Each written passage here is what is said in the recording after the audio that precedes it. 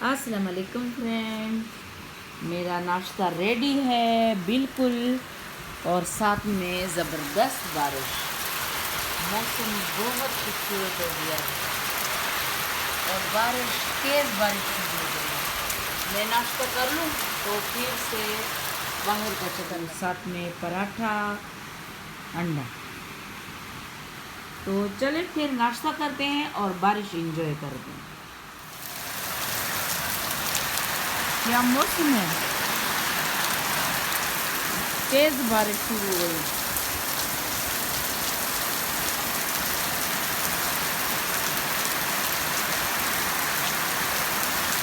तेज बारिश।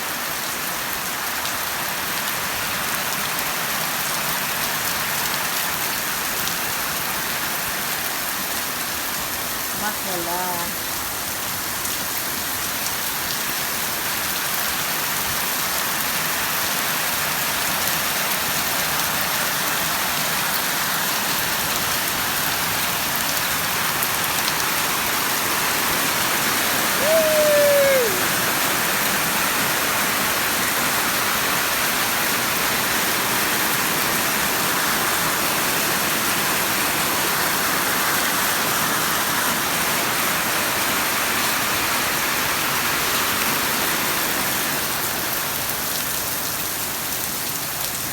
बहुत तेज बारिश।